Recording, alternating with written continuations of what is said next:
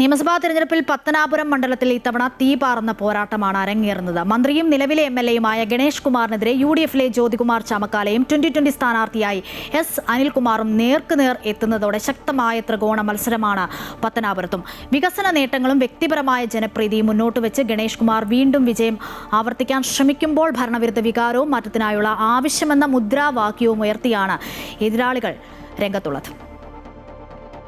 കൊല്ലം ജില്ലയിലെ പത്തനാപുരം മണ്ഡലത്തിൽ ഇത്തവണ തീപാറുന്ന മത്സരമാണ്. കെ.ബി. ഗണേഷ് കുമാർ എന്ന സിറ്റിംഗ് എംഎൽഎയുടെ കാൽനൂറ്റാണ്ട് കാലത്തെ കുത്തക അവസാനിപ്പിക്കാനാണ് യുഡിഎഫിലെ ജ്യോതികുമാർ ചാമക്കാലയും 2020 സ്ഥാനാർത്ഥിയായ എസ് അനിൽകുമാറും മത്സരിക്കുന്നത്. മണ്ഡലത്തിന്റെ മുഖമായി മാറിയ Kerala Congress B chairman KB. Ganesh കുമാറാണ് ഇക്കുറിയും ഇടതുപക്ഷത്തിനായി ജനവിധി തേടുന്നത്. സർക്കാരിന്റെ വികസന നേട്ടങ്ങളും വ്യക്തിപരമായ ജനപ്രീതിയും മന്ത്രി എന്ന നിലയിൽ KSRTCയിൽ നടപ്പിലാക്കിയ ഭരണപരിഷ്കാര നേട്ടങ്ങളും മുന്നോട്ട് വെച്ചാണ് ഗണേഷ് കുമാർ വോട്ട് ചോദിക്കുന്നത്.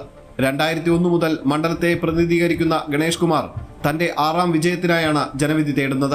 എന്നാൽ ഇത്തവണ ജ്യോതികുമാർ ചാമക്കാലയെ പോലൊരു കരുത്തനായ സ്ഥാനാർത്ഥിയെ കളത്തിലിറക്കി മണ്ഡലം തിരിച്ചുപിടിക്കാനാണ് UDF ലക്ഷ്യമിടുന്നത്.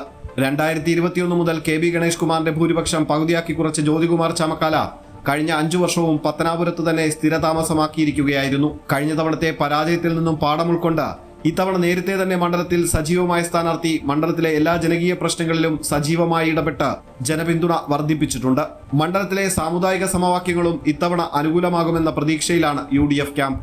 ഭരണവിരുദ്ധ വികാരവും മാറ്റത്തിനായുള്ള ആവശ്യമെന്ന മുദ്രാവാക്യവും ഉയർത്തിയാണ് 2020 സ്ഥാനാർത്ഥി എസ് അനിൽകുമാർ ഇരു മുന്നണികൾക്കുമെതിരെ ശക്തമായി രംഗത്തുള്ളത്.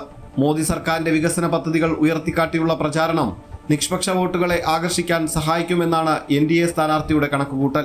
മണ്ഡലത്തിലെ ഹിന്ദു വോട്ടുകളുടെ ഏകീകരണത്തിലൂടെ ഇത്തവണ വോട്ട് വിഹിതം വർദ്ധിപ്പിക്കാൻ കഴിയുമെന്ന ആത്മവിശ്വാസവും സ്ഥാനാർത്ഥിക്കുണ്ട്. മുൻ തെരഞ്ഞെടുപ്പുകളിൽ BJPക്ക് ലഭിച്ച വോട്ടുകൾ നിലനിർത്തുക എന്നതിനൊപ്പം അത് വിജയത്തിലേക്ക് എത്തിക്കാനാണ് NDAയുടെ ശ്രമം.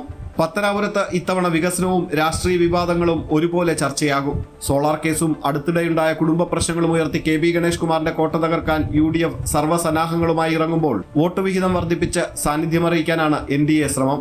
അതുകൊണ്ട് തന്നെ ഓരോ വോട്ടും നിർണായകമാകുന്ന അവസാന നിമിഷം വരെ ആവേശം നിലനിൽക്കുന്ന പോരാട്ടമാണ് ഇത്തവണ പത്തനാപുരത്ത് നടക്കുന്നത്. അമൃത ന്യൂസ്, കൊല്ലം.